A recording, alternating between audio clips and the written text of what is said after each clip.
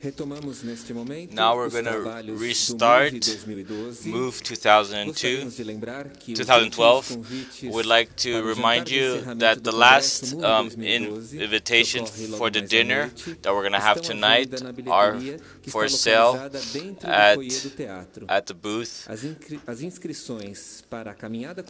For you to sign up for the cultural walk tomorrow can also be done in the same place. We'd also like to invite you to interact and follow the hashtag in Twitter. It's hashtag Move Congress 2012, Congress in English. Also, I'd like to ask that you please put your cell phones on silent mode. Now we're going to start the first activity of the day, the panel called The Values of Sports for All and the Sport for All as a Value. We'd like to call Sejer Andersen from Play the Game Denmark, and the invitee Mogens Kirkeby from the International Sports and Culture Association, and MacCallum from Access to Sport, Mac Foundation, USA.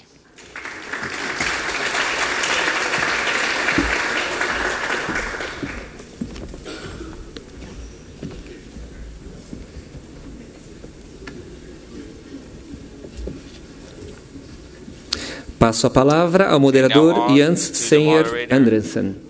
Sejer. Ladies and gentlemen, friends of grassroots sport, it is not so many years ago that one of the sweetest dreams of sport leaders on the countryside in Denmark was to discover that they had a rich uncle in America. And I think that quite a few local gymnastics and sports associations during the 20th century actually found such rich uncles who, at a certain stage in their life, out of gratitude, donated equipment and other very nice installations for their childhood sports associations. And when in the NGO sector that is constantly looking for resources, suddenly a multinational corporate company enters, I think I can say without blushing that it creates some fantasies and aspirations in the NGO sector. However, perhaps the rich uncle does have much more to offer than material resources. In this particular case, and we are now talking about Nike, we may get something that is even more valuable for grassroots sport. Nike has developed a report, a program for action called Design to Move. And I must say that in the 25 years I have worked as a journalist, trying to convince the media and other people that I met about the values of grassroots sport and their relevance in public debate, I have rarely seen such an efficient and comprehensive and useful piece of public communication about grassroots sport. Design to Move, of course, implies a threat that we have to cancel a lot of future congresses because many of the conclusions here will be sustainable and endure many years. But there are still jobs to do for congresses, and this is only the beginning, I think, of a large campaign, a lot of hard work. And it's a great pleasure, not only that this report has created, but that we also have Nike's motor in this work, Lisa MacCallum here today. She is the managing director of the Access to Sport organization, which is dedicated to unleash human potential by enabling and inspiring youth participation in sports, active play, and increased levels of physical activity. Lisa has a particular blend in her career in Nike, where she has spent 11 years. She has worked 50% of the time on the business side of Nike and 50% on the philanthropy side, among other, as the managing director of the Nike Foundation, which focus on investing in adolescents in the developing world. Prior to leading corporate philanthropy efforts, she was in different business leadership positions, including strategic planning director for Nike's USA region and business development director for Nike's apparel business. So today, we are all going to meet a very experienced woman and a woman with a vision for grassroots sport. And I would like to welcome you warmly and ask you to take the podium. Thank you very much, Jens. Hi everyone, it's great to be here. Today where I'd like to spend the time is to talk a little bit about what we have captured in the Design to Move report that are signalling some very disturbing trends that we're seeing worldwide.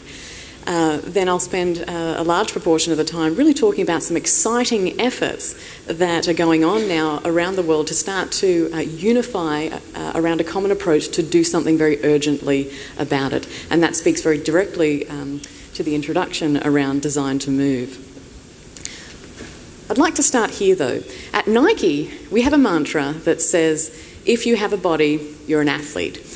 And if you think about it, that's a very democratic statement.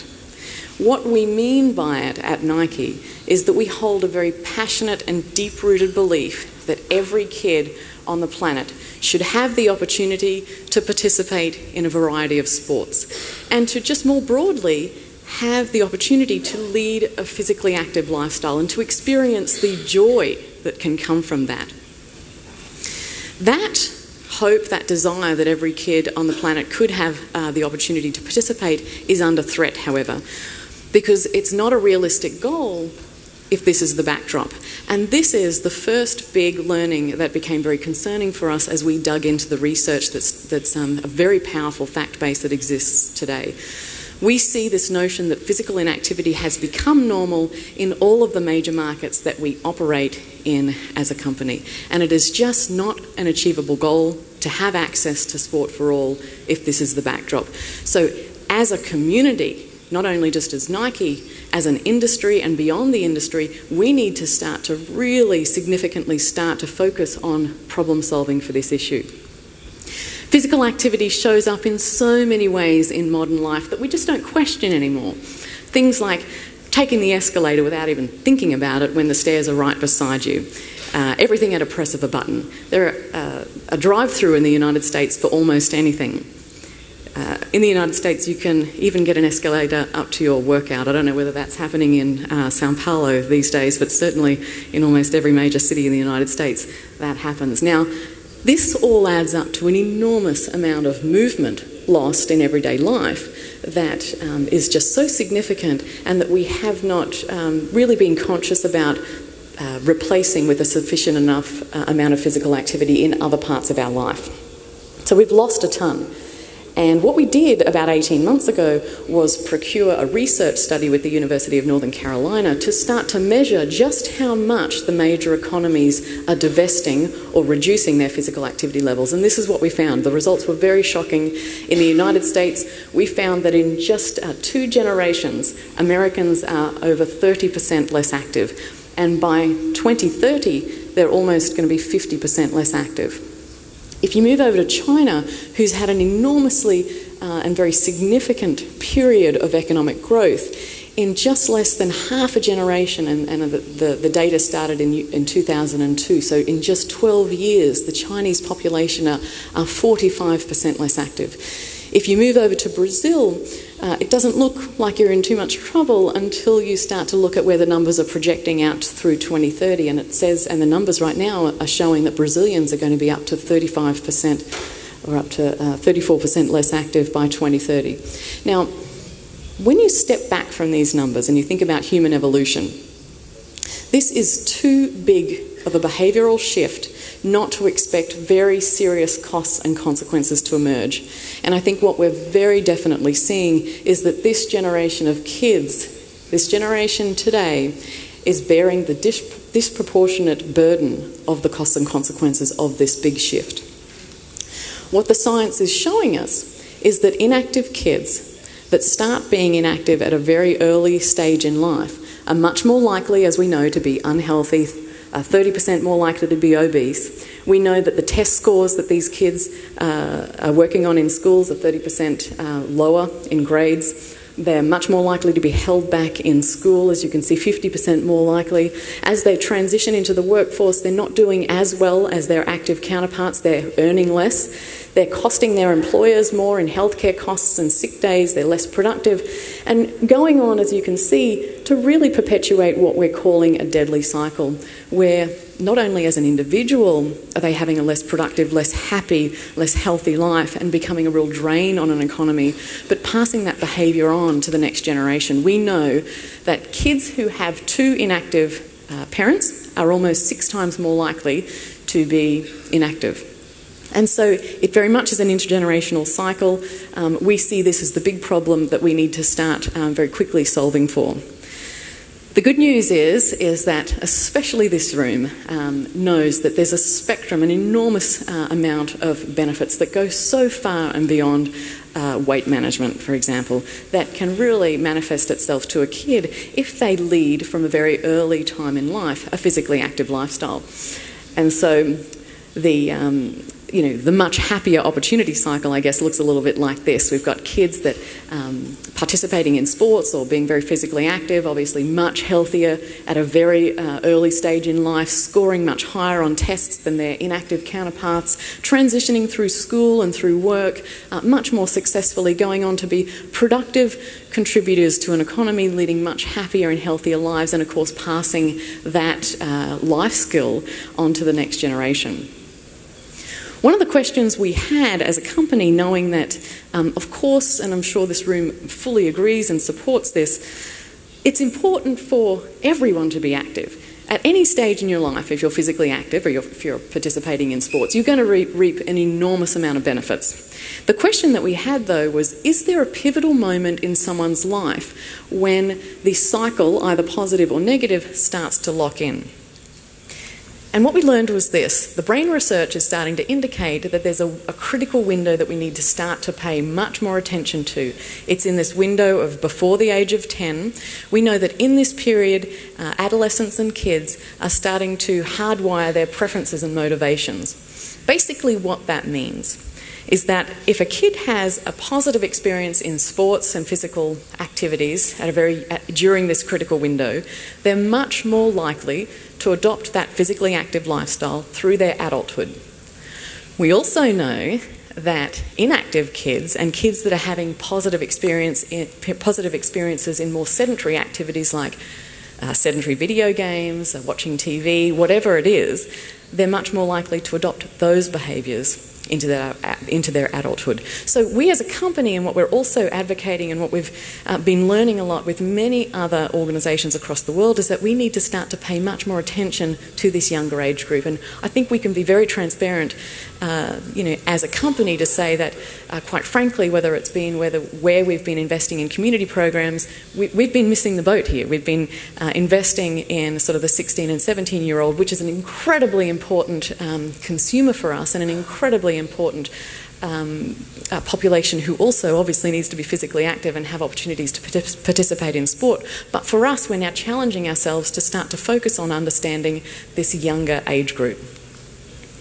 So that's a very skinny version of the facts that you'll find in the first 20% of this Design to Move report.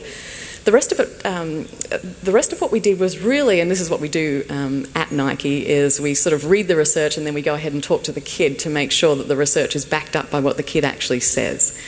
We spent the better half of 1 year talking to 500 kids, parents, teachers and school administrators in 9 different cities, including Rio here in Brazil. And we learned a tremendous amount that even helped us shape our understanding of what's going on so that we can start to shape what we're going to do about it in a much more focused way.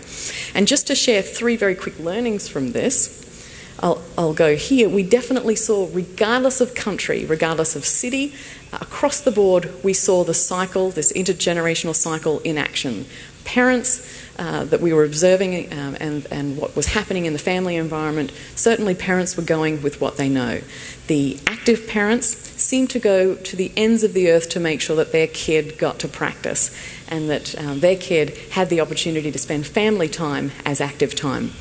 Conversely, we saw that the sedentary parents really did spend family time in particular in very sedentary activities. So this notion that it is an intergenerational cycle was very much at play, and the research we felt definitively validated. Coming into this work, I think the second thing that was very striking for us is that we assumed that with all of the activities that kids get to choose from these days, that some kids are just going to frankly opt out of sports, that they just have that choice because there's so many things that they have to choose from today. What we learned through this insights work over the course of a year was that actually all kids want to play, and that the issue that's going on in this growing base of inactive kids is that the desire to play is frankly just suppressed, and it's a latent desire. What we observed, whether it was a Chinese kid, a Brazilian kid, an American kid, regardless of which city they were living in, every kid had a very positive physiological reaction to having the opportunity to play. And what that told us was that every kid, most definitively, will play and wants to play. We just need to figure out how to wake up this suppressed desire and figure out what's going on there. We believe that one of the contributing factors to this growing base of inactive kids, based off of the observations and interviews that we did with these kids, is that inactive kids tend to have, again, regardless of whether they were living in China or in Germany or in the US, these inactive kids tend to have a very narrow definition of what sport means to them. They see sport as the very traditional sports of basketball and football. They see sport as a very highly competitive place that's just going to add pressure to their lives, a place of where they'll likely get injured, no less dirty. So not a very attractive place in the perception and in the minds of these inactive kids today.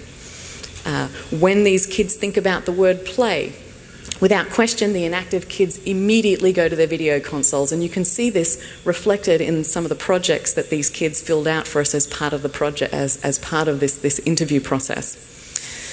Now, what we learned from the active group, because we were able to also talk to very active kids, and they also filled out these projects, and what we learned was that active kids don't see a difference between sports and play.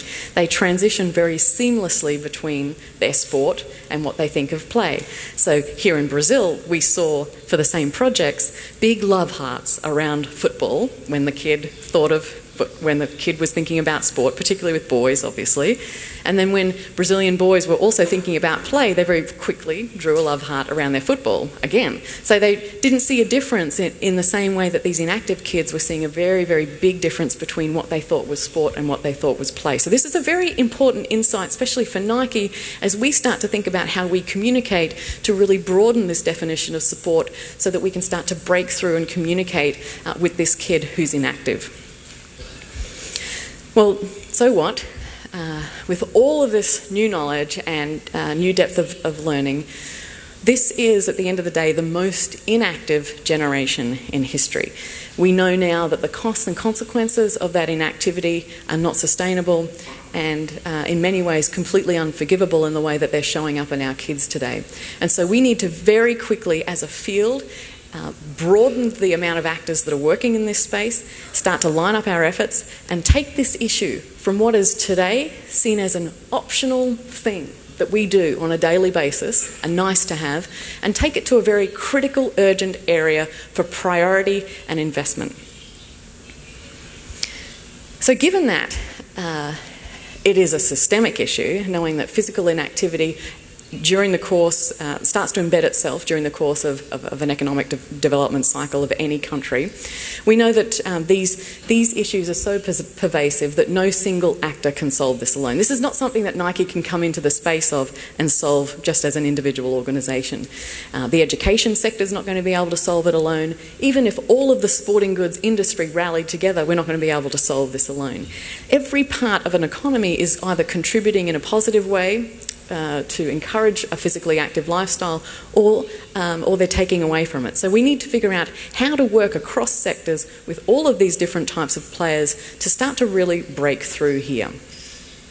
Now, in acknowledgement that no one is going to be able to solve this alone, the first thing that we did was pull together the Design to Move work. And we did this in collaboration with over 70 organisations globally that are experts as well as individuals to start to really pull together a point of view on what to do. The purpose of this piece of work was to do three things. And firstly, it was to raise the stakes. It was to make a very powerful case that this is no longer an area that can be marginalised as an investment, that this has very significant consequences at the individual level, the societal level, and at an economic level. And I think we can definitively, in this piece of work, prove that. You have an executive summary of this document, I think, placed on your chairs today, or at least available today at some point. I'd urge you to take a look at the case that's been made. What we have heard back is that the debate is over. The science is very clear. We have to start investing urgently in this area. When you step back and think about the personality of this space, though, and I think you were speaking to this yet, is that when someone suggests to you that you work in the physical activity space, the first thing that comes to mind is, oh, that's that weight management obesity issue that you must be working on. Okay, yes, that's one thing. So very definitively, we know that the world is under the benefits and it's being marginalised as an obesity or a weight management issue. Secondly, if you're a parent, what's also happening is that physical activity in sports is being seen as a distraction to the much more important things that my kid needs to be focused on, like math and science, if they're going to be successful. So given that these two issues are dominating the personality of the space today, we need to figure out as a field how to start to really shift this conversation to take it to a much more productive space that does a much better job of communicating the significantly greater amount of benefits that come from participation in sports and physical activity. That's no small feat. We have a lot of work to do, but until we start really unifying around some common messages, we won't break through. So that's going to be a really key ask of the field going forward. The second thing that we did was really, as I say, really pull together a diverse group of stakeholders in acknowledgement that no single actor was going to solve it themselves. So you can see the logos of many of the organisations that participated in helping Nike, along with two other co-authors, the American College of Sports Medicine and the International Council of Sports Science and Physical Education, to come up with a point of view on what we do about it. So up here you can see government organisations like your own Ministry of Sport represented, civil society actors like SESCI, ISCA, the Athletes for Citizenship, by example. You can see corporations represented here like Nike and Kaiser Permanente, and the major development agencies like GIZ in Germany and the International Development Agency here, IDB, for Latin America. So very important to send a very strong signal that it's going to require all of these actors to actually operate in a new cohesive way and unify around a common framework to start to chip away at this big issue. The most important thing that we did was develop a very simple framework that we could all unify under. And it comes down to this, a singular vision of creating a new normal, one where future generations are running, jumping and kicking to reach their future potential. And then that there are two asks to get there. Really, we simplified down to these two things. Number one, create early positive experiences for children in things like physical education, a variety of physical activities and sports. And then secondly, to just overall figure out how to reintegrate physical activity back into life, and whether that's how we design our cities or how we design our communities or our life, we just overall need to be moving more. We also in the document, and I'm not going to go into this in detail as you've got your executive summaries there, we pulled together a point of view on, okay, if that's what you want us all to do, how do we go about doing that? So for ask number 1, to create early positive experiences, we developed in concert with many organisations what we call 7 design filters. And what these filters really are boiling down the essential elements to increase the probability that if you put these elements in place, a child is more likely to have a positive experience in sports and physical activity. You can see some of the examples here, but basically what it does is it challenges organisations to really think about, do you have age-appropriate movement in the way that you've designed your program? A program that's relevant for a 6-year-old certainly is probably not going to be relevant for a 16-year-old. Things like, how do we make sure that we have the appropriate dosage and duration? One of the things at Nike that I think we assumed all along, for decades that we've been doing community programming, was that if there's a sports program in play, kids are moving. We never measured it though. And what you'll see Nike do going forward, and what you'll see us advocating for, is we've got to start to measure how much kids are actually moving in some of these programs if we want to break this intergenerational cycle of physical inactivity. So you'll start to see us really take very seriously these filters. We're going to start figuring out how they really play in practice. One of the best examples that we've seen, particularly here in Brazil, is a program that was founded in Rio de Janeiro by Jorginho, one of your most famous athletes here in Brazil, called Bola Frente. This is an incredibly impressive program. It really is world-class as it relates to living what we'll call those design filters, and we've seen them in particular play just an enormously impressive role in doing things like investing very seriously in how they train their coaches. And when you go out and observe this program, the kids are having an enormous amount of fun. The coach does a really great job of doing things like, yes, having them participate in football, but also figuring out how to divide them into age-appropriate groups and figure out how to allocate really fun other alternative physical activities as well. So it goes beyond the sport of football to give the kids an experience of a broad range of activities. Extremely impressive program, and even outside Brazil we will be calling out this program as really incredibly impressive as it relates to delivering on these early positive experiences. In the report itself there's several case studies that we call out, and we'll be continuing to add to that case study base as we do the work. Finally and importantly, if we all as organisations can start to unify under a single framework and start to head in a single direction, we can create this incredibly powerful multiplier effect. And what that does is it starts to take us from doing very individual work, which this field is typified by, everyone kind of investing in single programs, to really figuring out how we create a much bigger collective impact. As I say, by working together in new and creative ways, in much bigger ways, and figuring out how to leverage a much more extensive group of assets and organisations to head in a single direction.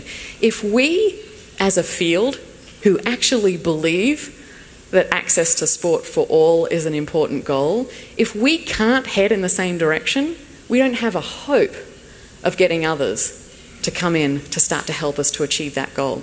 So the number one thing that we all have to start to do is head in a similar direction. And I do think that that is the single biggest breakthrough of the work that we were just a part of, I think, creating with Design to Move.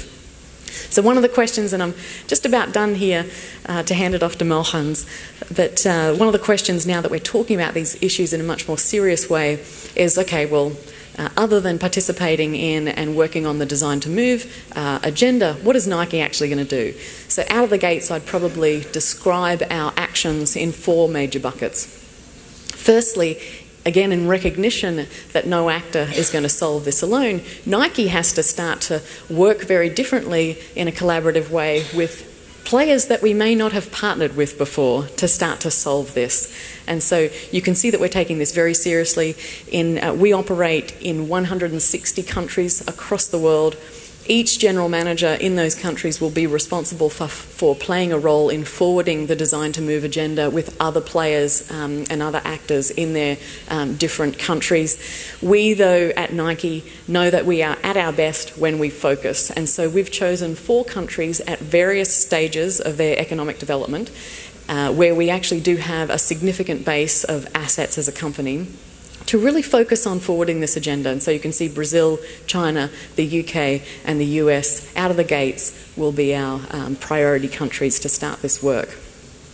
The second thing is that we are taking a very different look at a much more extensive base of assets to figure out how we think about our athletes differently, our connectivity to events, how we think about leveraging our retail operations, our partnerships with other retailers and supply chain partners. How do we look very differently at our assets within Nike and figure out how to leverage all of them in a very powerful way against major initiatives in those various countries. And so I think we're at the start line here, and that we have a ton of upside that we can really harness as we go forward. The third thing is that we take the design filters very seriously. We have invested hundreds of millions of dollars over a number of decades in community backyard sports programs. We will be taking a look at every one of those programs to figure out how they align to those 7 design filters so that we walk the talk as an organisation on this. And then finally, we are known for our communications, branding and creative expertise. What you will see more from Nike and what you will see from this particular effort is we will be pulling together communications tools, creative tools, both in an unbranded way where we won't have the swoosh, and we will have messages and communications that will very much carry the swoosh to start to move this agenda forward and start to get this personality of the space out of this stuck space that it's in today. One example that I'd like to show you now is a campaign that we recently released as part of the London Olympics that starts to do a better job as Nike, us using our voice to really start to broaden the definition of sport. And we know that that's a really critical thing to do if we want to tap into and inspire the kid that's currently not active today. Take a look at this.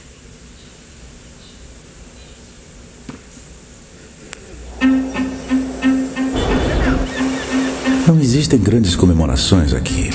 Nenhum discurso, nenhum holofote. Mas existem grandes atletas. Por algum motivo, acreditamos que a grandeza... For some reason we believe that greatness belongs to just something that's hidden. The superstars, actually, greatness belongs to all of us.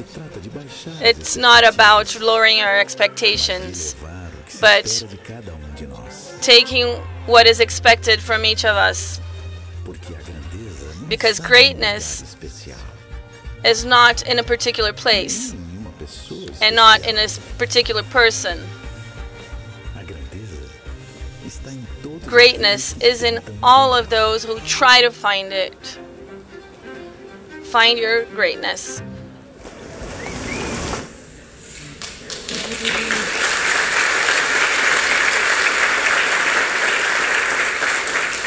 So we certainly can have elite athletes and everyday athletes inspire us as we forward this agenda.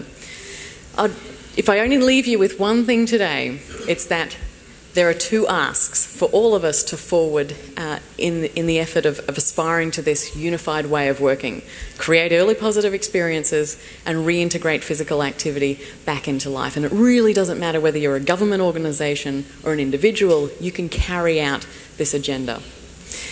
If I could just leave you today then with maybe some immediate things that we can all get after, just in the room today, I'd probably boil it to 3 things.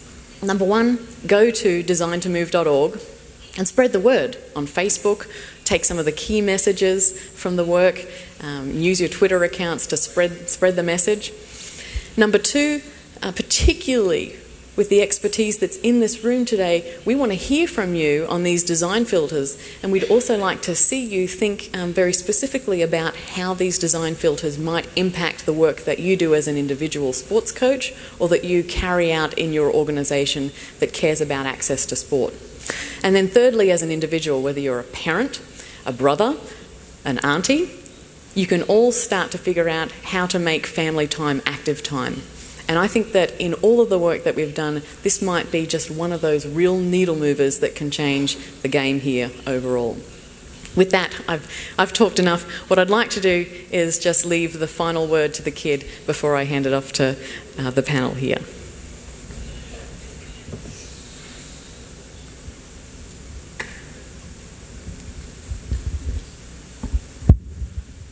I think there's a video that's going to play now before we finish.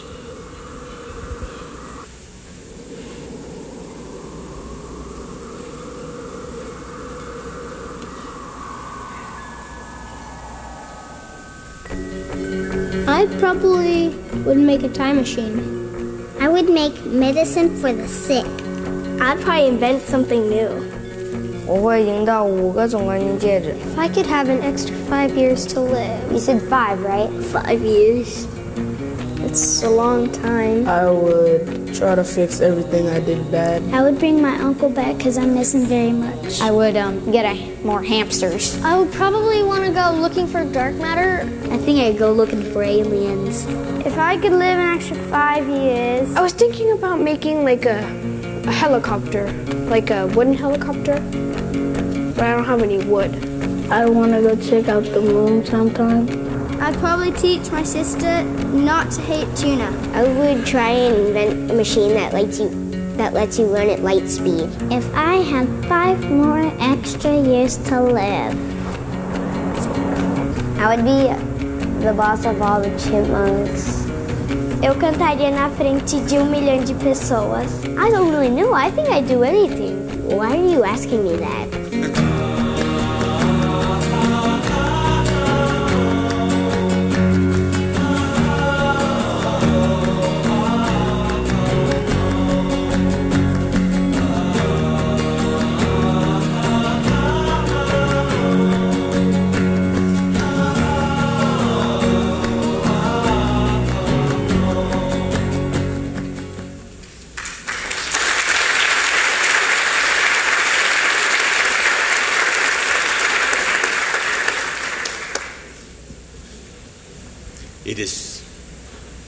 It is certainly fortunate that such excellent communication skills are used for good cause.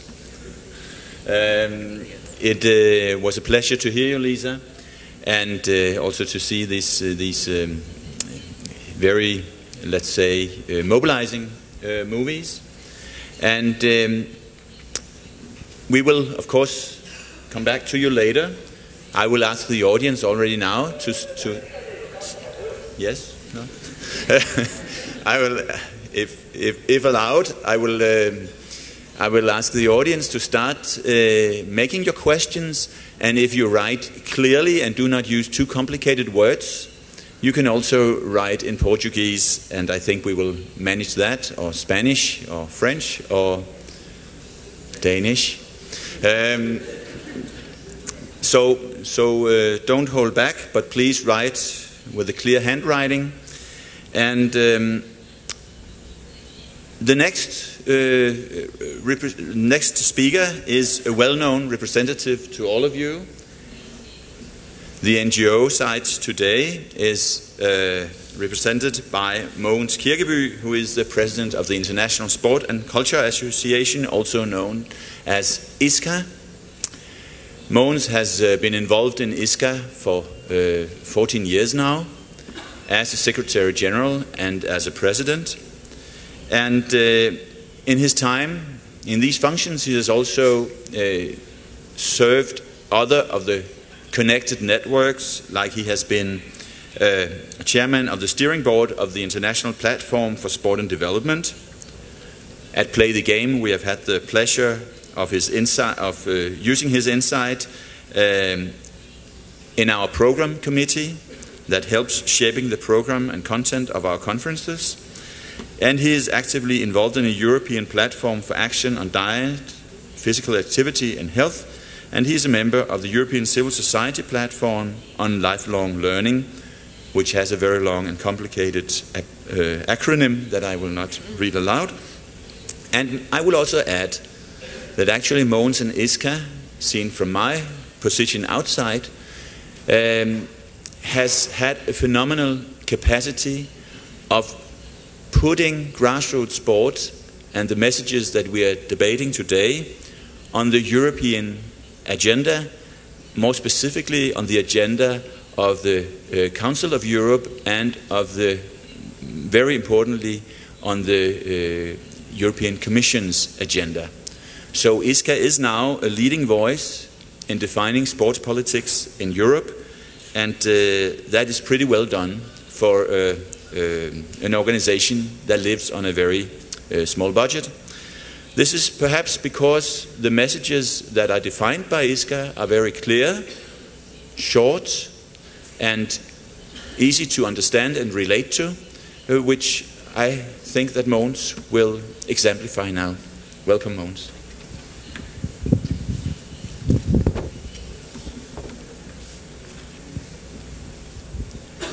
Thank you very much, and good morning to all of you. Thank you to you, Lisa, for bringing forward 2 asks and also identifying the possibility of 5 more extra years.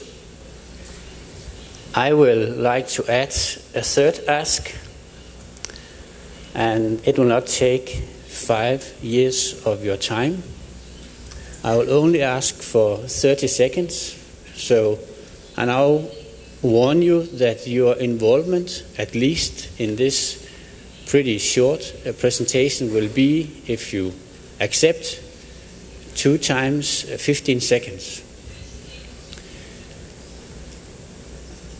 We are asking ourselves what are the values and what are the value of sport for all.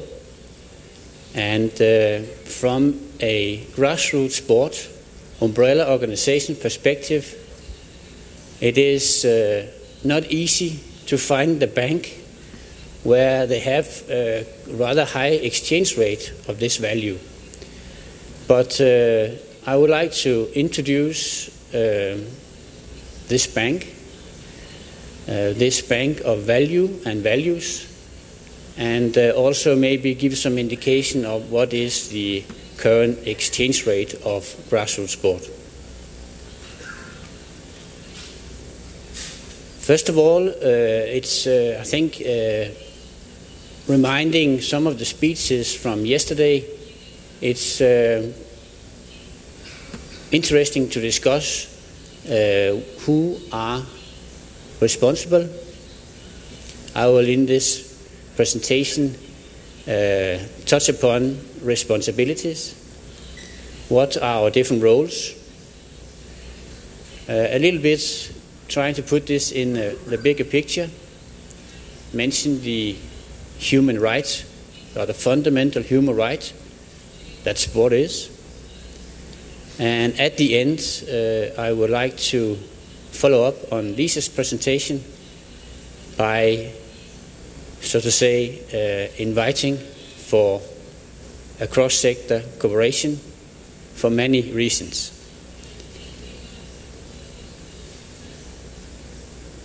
Who are responsible and what are our roles? I start with a confession that with the ISCA vision, that's a world of people building better societies through cultures of movement, and a mission where we want to build international relations between people, cultures, organizations and sectors. We see sport as a culture of movement. We develop opportunities for learning, inspiration and actions to induce social change.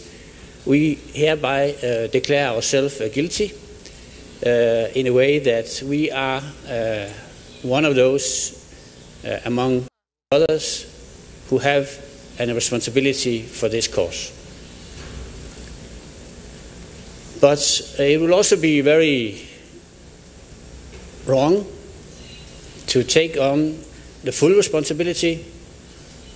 I think we should try to put this sport for all, access to sport, access to recreational physical activity in the bigger picture, and see who is also, in fact, who also have responsibility.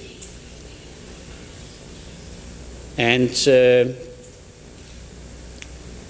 I think we had yesterday a professor who said that around 50% of the world's population are living in countries which have signed a human rights declaration. And in that case, if your country or your government has signed this declaration, they have also adopted and recognized that sport is a fundamental human right. I think somebody might tend to forget why nations are adapting to such United Nations standards, we could call them, United Nations filters. Maybe this is the 8th filter. That's because they want to be in a good company, in a good society. But it's also, of course, to have a positive profile instead of, if you're outside, you might have a more negative profile as a country. It means if your country has signed this fundamental right that sport is and access to sport is, it means also you have a duty. It can be difficult to remind the current political leaders that some of their successors did in fact commit to this. So I think we constantly have to remind political leaders that this is a duty. This is an international duty. So you have a duty, you deliver, that's fixed. But I think we all know that it doesn't really come that easy. But to stay a little bit in the fundamental right words or terminology, it means that you and me and everybody else as a citizens, we are the so-called claim holder. We can claim our rights. We can claim our rights to access to sport and physical activity. And again, the public authority or the government, if you want, they are duty bearers. But there are also others. And I started this with saying that we are guilty because we are, together with a lot of others, what is in fundamental right terms called moral duty bearer. That can be civil society organizations, it can be NGOs, but it can also be everybody else. You can say this is an open invitation.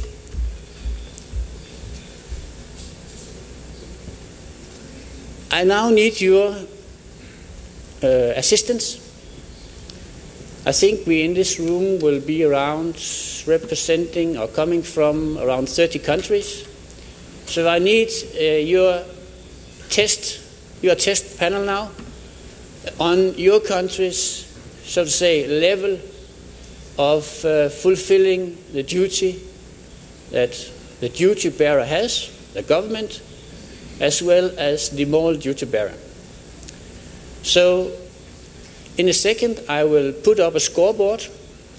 It's a very easy scoreboard. You can score from 1 to 5. I'll just read the scores and then I ask you to have 15 seconds of consideration where you think your country scores. What is the score of the country that you represent?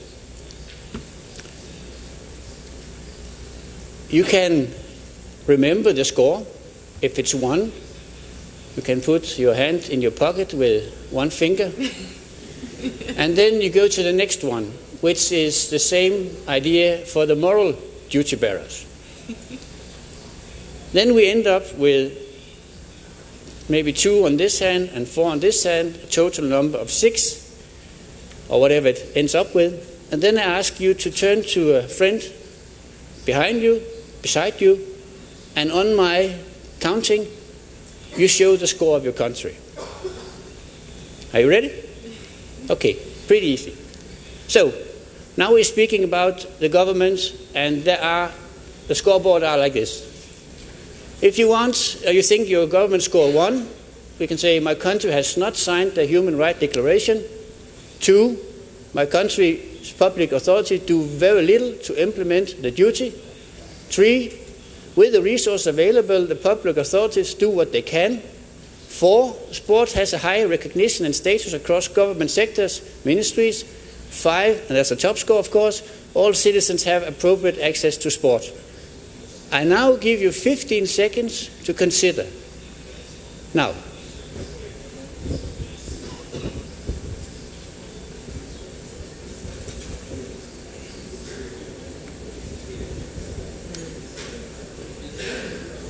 Thank you. 50 seconds can be a pretty long time, can it? Okay, remember the score, because now it's become difficult. You have to remember the score. And here is the scoreboard for the moral duty bearer. Okay? Score 1. We do not have civil society organization dealing with access to sport. Score 2. We have very small and weak civil society organization with a little moral. 3. The moral duty bearer are supported and growing and can deliver in 10 years. 4. Moral duty bearer challenge and complement a duty bearer that's a government in delivering. Or top score again. Moral duty bearer are very strong and deliver access for all citizens. Okay. Left hand plus right hand. And then I count to 5. And you show the score to your neighbors. Okay? 1, 2, 3, 4, 5. Okay. If you are from Brazil, there are probably a lot from Brazil, and you don't have the same score, I think it's because you might come from different regions. Thank you very much. So, what is the exchange rate of Sport for All, grassroots sport? I would say it depends a little bit who the banker is. In this room, I'm sure we can agree that it's a very high exchange rate, meaning this sector can do very much, almost everything. But we're also aware of that if we go out of this room, meet others, you say meet the citizen, meet the society, the exchange rate or the value of what we believe drops a little bit. Lisa has within the Design to Move, they've synthesized the research in a very, very easy way to communicate, and that's very valuable. Most knowledge around this topic has been around for 5, 10, some of it for 15 years. But the knowledge are not the biggest mover in our society, especially not when we are the one communicating it. So it means sports sector, despite we are very good, we are doing our best when we speak to our friends from the sports sector. We are not doing so good and not, so to say, collecting the high exchange rate, the high value of this when we are communicating, for example, to the health sector. So it depends a little bit on what we communicate, to whom, how we do it, and also if we do our best, we will have quite some limitations. This is the reason that one of the, in my opinion, most important issues for our sector, grassroots sports sector, is to find friends outside the sports sector or outside the civil society sector. We have to find friends that can communicate to a much bigger audience. And I think for sure you can imagine that when Lisa and Nike communicate, they do it very well. They do it to different types of receivers of the communication. And I'm sure that those who receive this, they listen differently when it comes from, for example, a company like Nike, or when it comes from a devoted sports person or sports sector, grassroots sports sector, civil society. So we need more friends to get a bigger outreach. We also need to be challenged a little bit on our own capacity to innovate, because innovation in our sector is top 3 demand, and I think anybody, also the sports sector, grassroots sports sector, innovate best in a partnership with somebody who is not exactly alike ourselves. Of course, also friends can give more resources in human resources or financial resources. It's important. And finally, which is also a quite important challenge for us, if we repeat the message to, let's say, a governmental structure, the third time we repeat it, they stop listening. The fourth time we are maybe not even invited.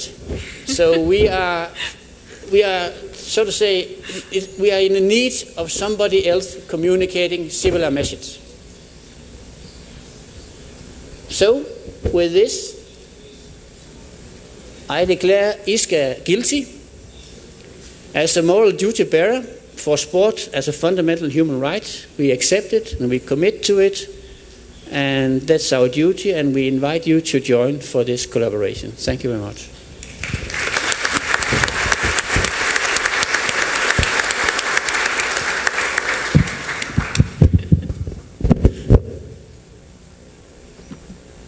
Thank you, Mogens, for introducing this new banking concept.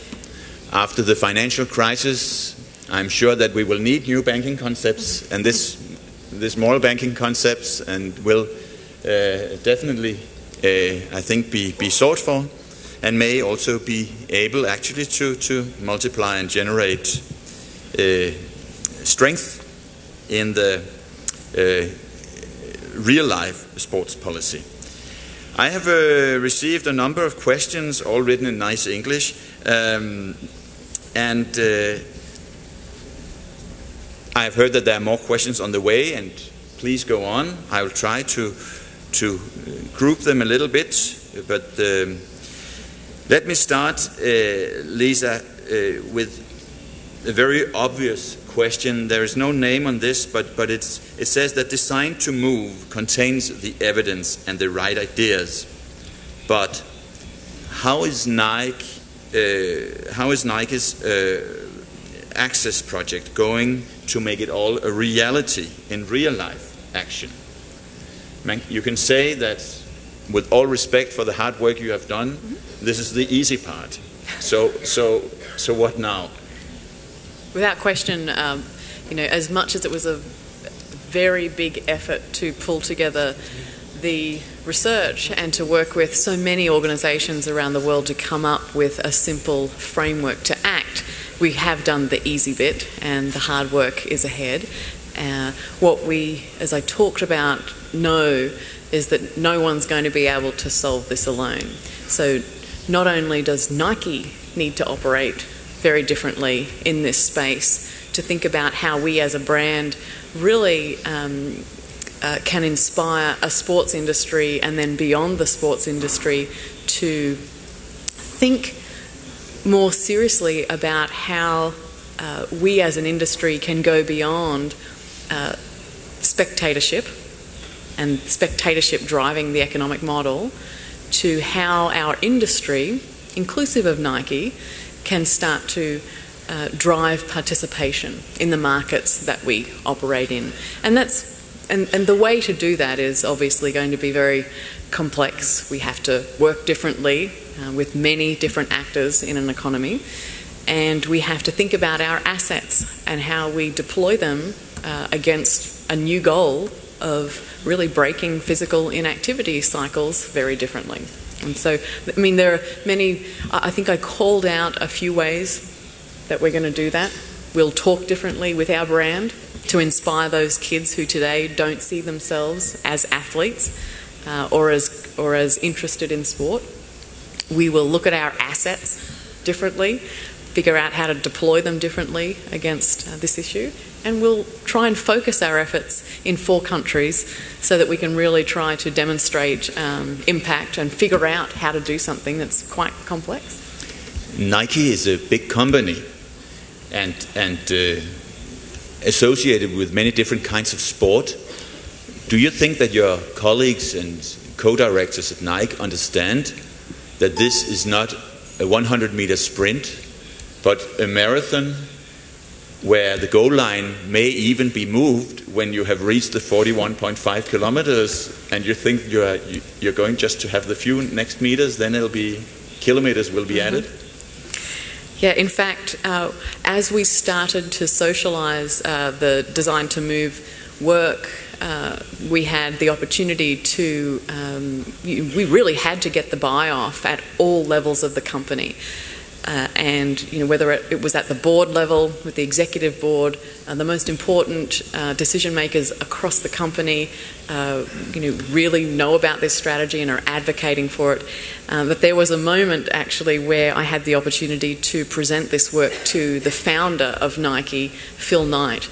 And after he looked at what we needed to do as a company to really be part of this change, he looked me straight in the eye and said, "Wow, okay, this is big and you're going to have a job for the next 30 years, so let me know how I can be helpful." So I think certainly as a company we see this without question to be a marathon. We have to be in it for the long term. Another good reason for extending the lifespan, as you said. And there is, related to Nike's profile and the identification with elite sport, there's another question here from Archimedes, who says that many kids don't play competitive games like football and volleyball because they're not good players, and the media spends a lot of money on that. And so why the big companies don't use the money more in the non-competitive games that are more inclusive and has a sport for all branding? Well, I think this is certainly something that we are learning a ton more about. At the same time, we know as a company that we have to focus for impact. We have, as a company, operated in many and diversity of many sports. We have chosen a small set of sports to focus the majority of our efforts. Having said that, every performance product that we make, and as you can see in our communications, we broadly talk about sport in a much more inclusive way. And at the core of who we are as a company, that's what we believe. So I think that there is a question of how we focus so that we are a successful business model and how we set up against certain sports to do that. And then there's how we challenge ourselves as a company to be much more inclusive, to your point, about how we communicate and serve a broader set of athletes. And certainly as a company, we are set up to do that.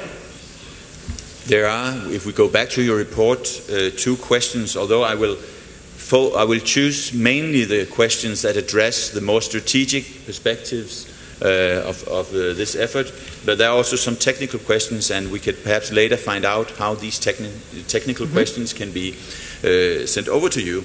But there are actually two questions about the report that I would like to bring on, and one is just to see, I don't have the center here, but what were the criteria for choosing the three countries? It was Great Britain, China, and another one outside the US. Brazil and US. And Brazil and US. And there's a linked question to this, why Africa is not in the picture. Is that because you don't have the data, or Africa is not as interesting?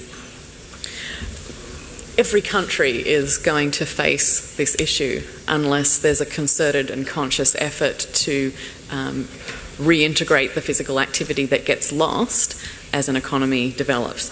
We chose the four countries of Brazil, China, the US and the UK for two major reasons, although there was a lot of consideration here. Number one, those four countries are mostly at different stages of economic development. We think that we can learn a ton because of the different dynamics that exist with these four economies, because no economy is going to react the same to the various initiatives, so we need to learn.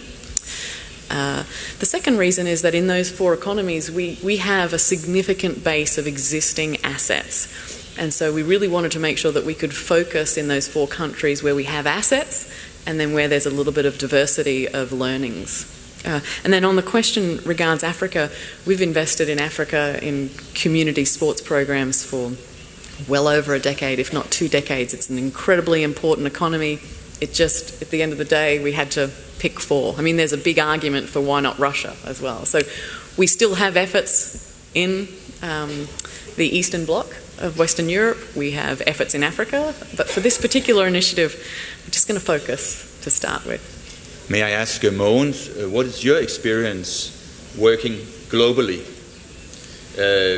One thing is that ISCA has had a very big political impact in Europe, but given, for instance, the example of Africa, where do you see the main challenges in building networks and including on that continent? Although I know it's a very diversified continent and it's very difficult to speak about Africa as a whole, just like Europe is not one bit. I think, in fact, that is where we make the first mistake. We speak about Northern Africa as in the same sentence than Southern Africa, and that could be 2 different parts of the globe, 2 different realities, democracy-wise, cultural-wise, religion and other things. So it's not an approach to take to say Africa. We have to say this A country or B country. So we have to start at a level where you can operate, and you cannot, in my opinion, operate, say, on Africa. So you can operate in selected area, and if you select a country in Africa, you have to go into that with devotion. What I think is strong with the business side, strong with the business way to do things is that you end up with a 100-page report or data, but you are not afraid to cut it down to 2 asks. And we are not in that situation where we have this the guts to cut down what we want to a very simple message. So I appreciate very much that Nike and others, they go into this very focused, well knowing that there are also other target groups, there are also other countries that will face similar challenges, but Nike, like anybody else, cannot save the world. So I appreciate very much that you have a very targeted focus with all its limitations, but it has more power and it will be easier to communicate. It's this dilemma. We have the cure. We have the cure for a lot of things, societal development, diseases, but we cannot make the patient take the medicine. Lisa? Yeah, I was just going to add, and thank you, Mogens, that it's so easy when you're in the development space, if you like, to quickly go to Africa. Africa's got all sorts of issues. With this particular issue, it certainly is a very important agenda for every rapidly developing part of Africa, without question. But these are issues, and this is an incredibly important issue in our own backyard. So it's not okay for us not to solve it in our own home before we go somewhere else to solve it. So that's a very important message here, so that we really, as leading economies, take a good look at what we need to do first here, in conjunction with figuring out how we support other countries in their own economic development cycles.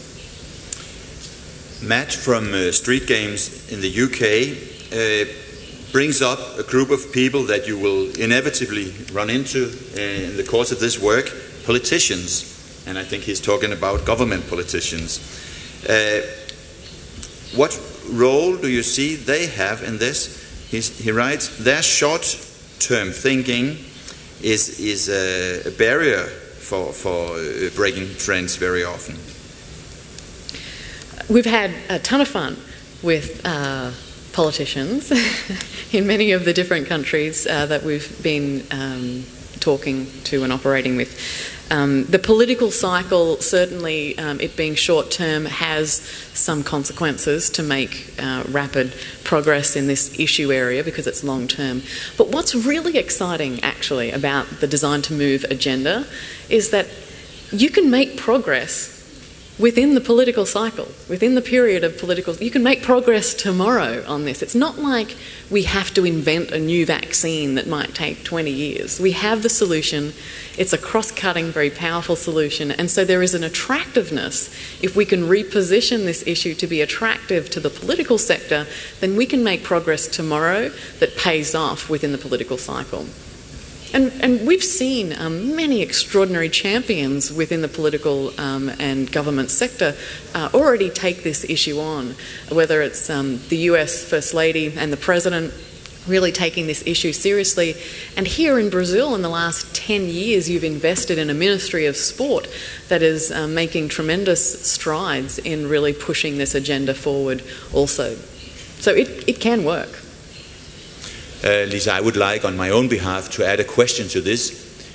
We also have politicians that run on very long terms, and that is the sports politicians typically. They may sit for generations. Nike is used to dealing with the classical sports organizations, the big international federations, the big Olympic federations, the so-called Olympic family. They have a notion of sport that is endlessly more narrow than the vision of sport and movement that I have been very, very pleased to see described in your report. Because, of course, you are not exclusive. You do not exclude Olympic sports, but you bring a concept of movement that, when we see it growing, it's very often outside the big sports organizations. So how do you think they will receive your message that their key role may be dissolving a bit? Well, I think what we have learned so far and the beauty and the power of this agenda is that regardless of who inside the sports sector or outside the sports sector we have talked to about it, there's a very easy and natural entry point for all organisations to be part of this. It's very hard not to see that you have a vested interest in this succeeding, whether you're the International Olympics Committee, whether you're Nike, whether you are a government agency. Very quickly you sort of get the message that it's going to be important for all of us to act. And what I would say is that the encouraging news is that whether it's opportunities that we've had to sit down with the International Olympics Committee and other large organisations, we've seen and been very encouraged by the openness to how those organisations can think differently and how we as Nike can help to facilitate that. So I might be glass half full here, but certainly the response so far has been very positive. And that might be a new day that we're defining here. What is your experience, Mogens? ISCA was originally founded in a kind of opposition to the Olympic movement as such, because of the particular Danish heritage, which I'll not go deep into now. But there was a kind of opposition in the making of ISCA. But soon ISCA also started to include more traditionally thinking, or let's say, that was the wrong expression, actually the part of the Olympic movement that was not so traditional thinking was integrated in ISCA. So what is your experience having been part of this development over so many years? I think being in opposition can be a very short-term platform. And definitely it was also for ISCA that you need to create an idea, a moment where you want to change something, and a strong idea you have to sell to somebody. And we see ourselves as more complementary.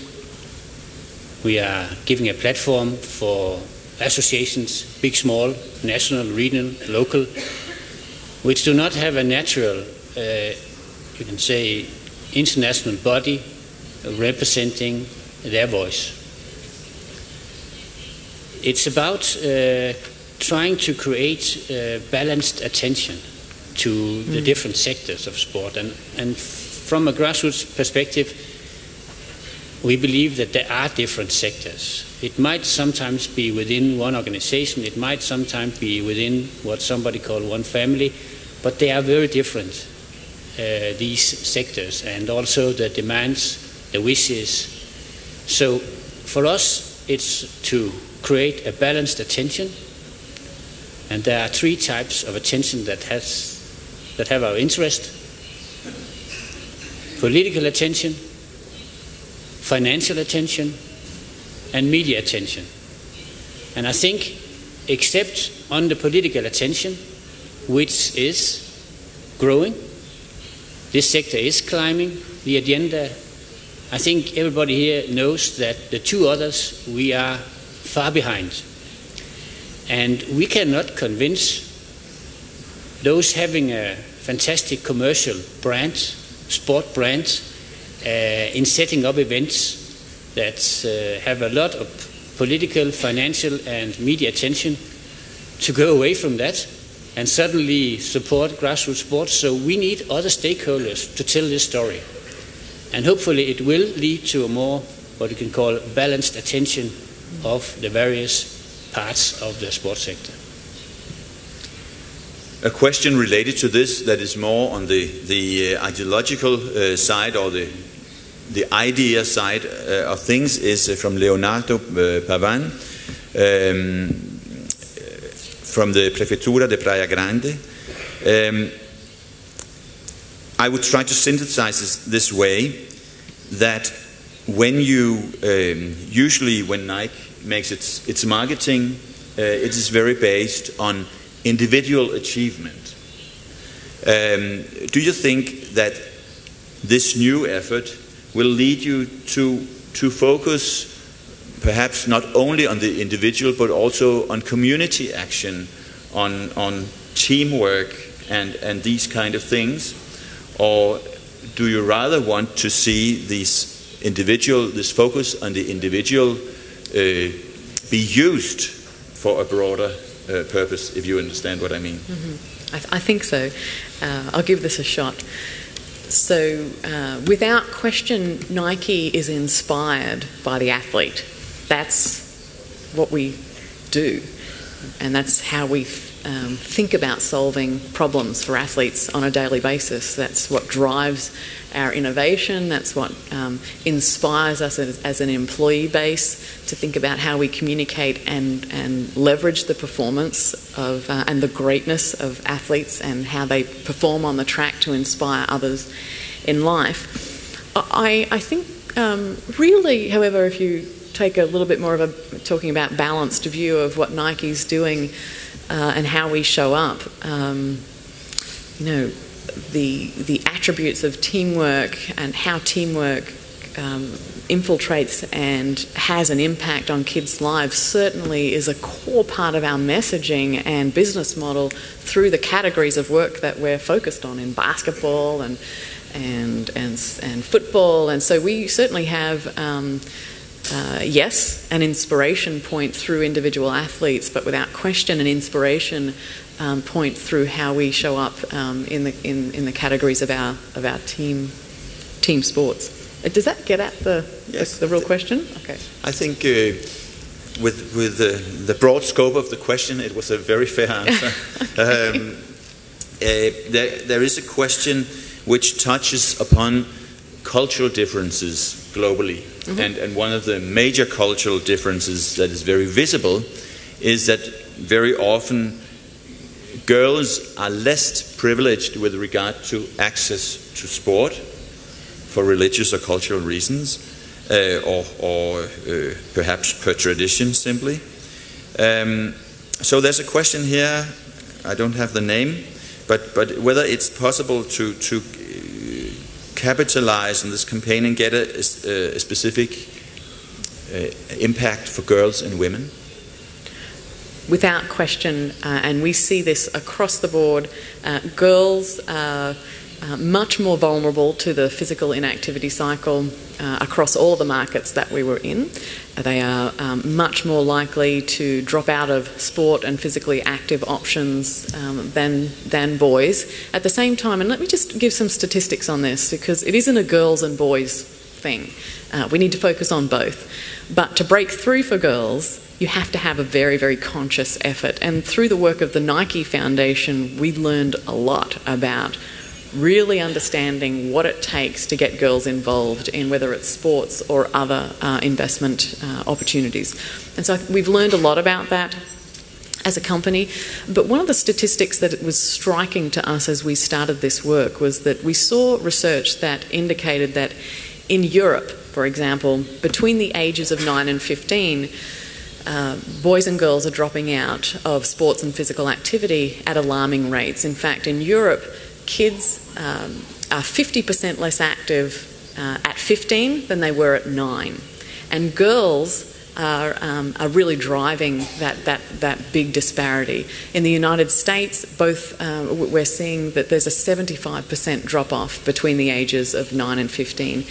In both Western Europe and in the US, as I say, girls are significantly more vulnerable than boys in that regard. So we have to have a focus on girls. It is universal across the globe, whether you're in the US or whether you're in parts of the Middle East. Can I add? Yeah. I would like to support this focus on not a minority, but a majority group, women and girls. But I think there are two asks here, or two ways you have to take into consideration. In some cultures, countries, historically, or for whatever reason, there are barriers that prevent access. But this is only one part of it. When you have removed the barriers, you still have to be producing appealing activities. And here we have to go a little bit out of the stereotype activities that also we are producing. If we want to attract somebody who has a teenage attitude, you have to consider that. Otherwise, you have no success. Technically speaking, we are running out of time. Fortunately not for the whole campaign, but for this particular session. We started a bit delayed, so we will also take a few extra minutes. And there's a number of questions have arrived regarding how, as an NGO, we can relate to these campaigns. And I will just try to summarize some of the issues. There is, and so if you please take notes, so I will try to take a few of them. There's a question from sent by Twitter from Baptiste Collin, who says, how can we as organizations and citizens pass the ball on to our own network to be more active claim holders? I think that has to do with influencing the exchange rate that you mentioned. And there are, I think this question summarizes it very well for you both. What are the challenges for connecting the corporate sector and the NGOs? If you can point to some main challenges.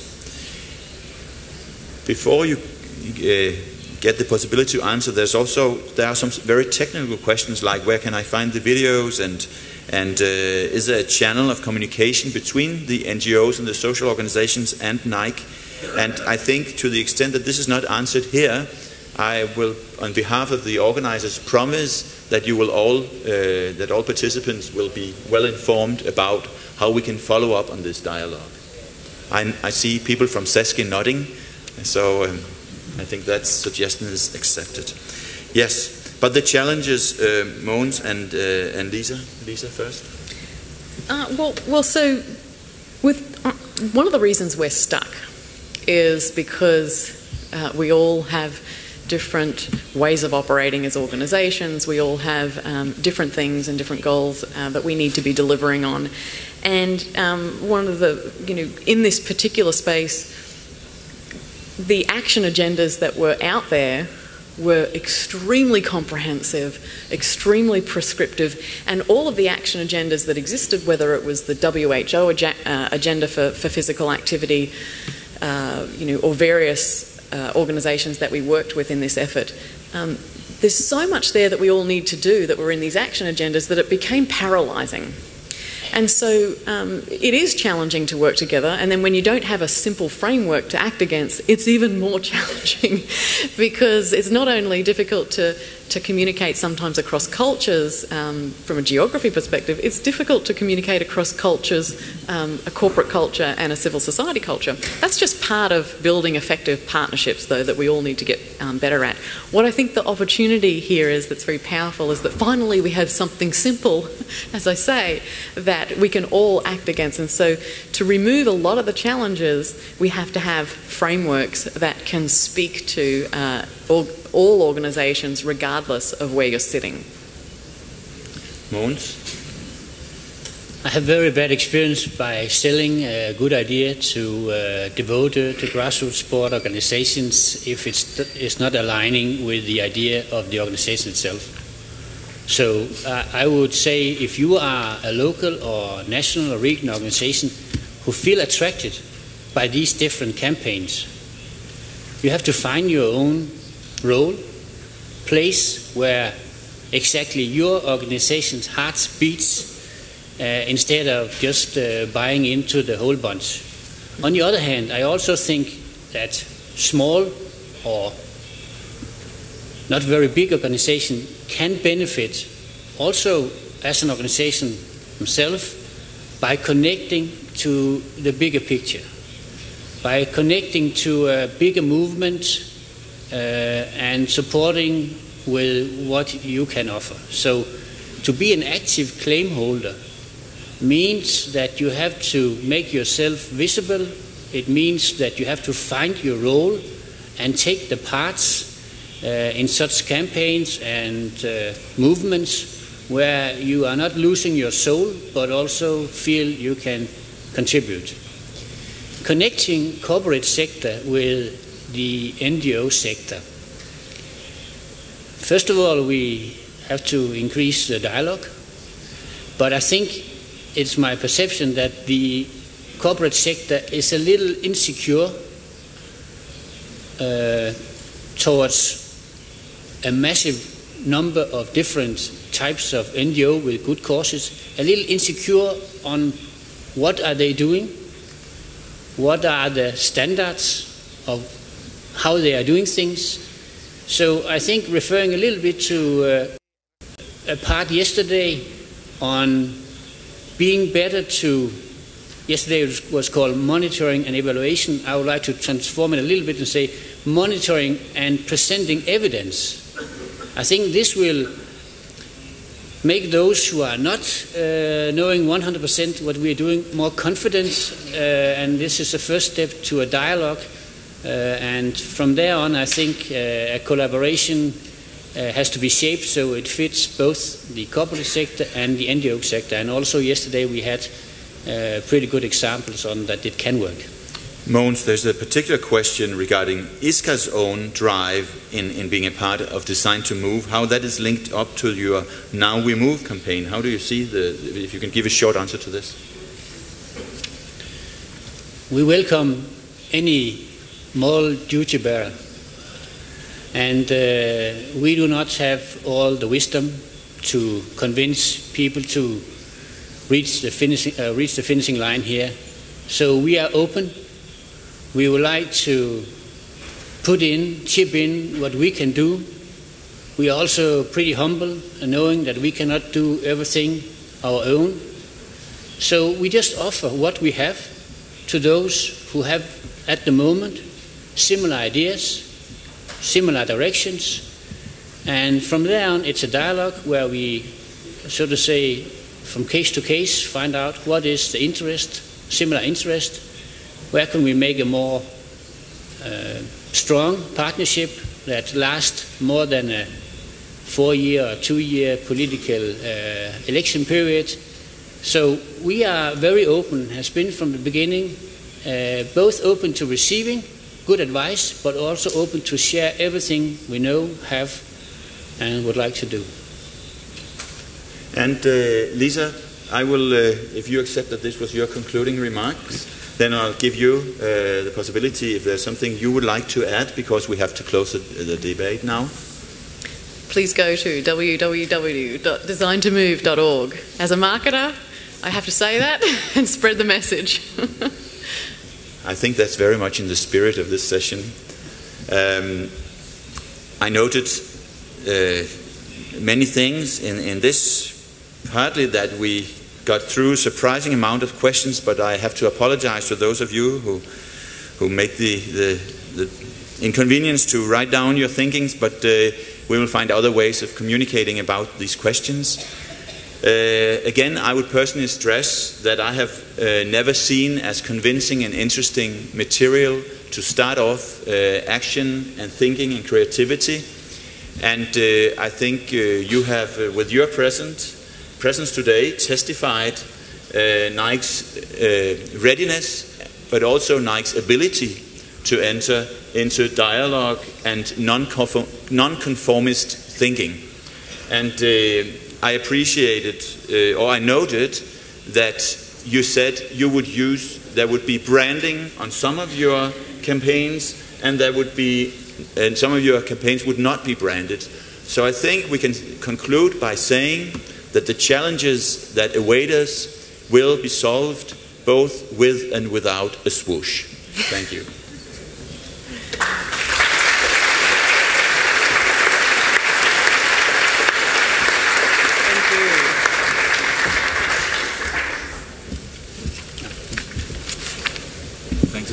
That was absolutely excellent. Agradecemos os convidados Mogens Kirkeby. Now we'd like to thank Lizzie MacCallum, the mediator, Linz and Sejer. And now I would like to correct the thing. Lisa represents Nike and not Nike Foundation, as we had mentioned. Now we will have a break for the open market and posters, which will be down there, and we'll restart at 12:15 in the parallel section number 5 here in the auditorium. Please take all your belongings.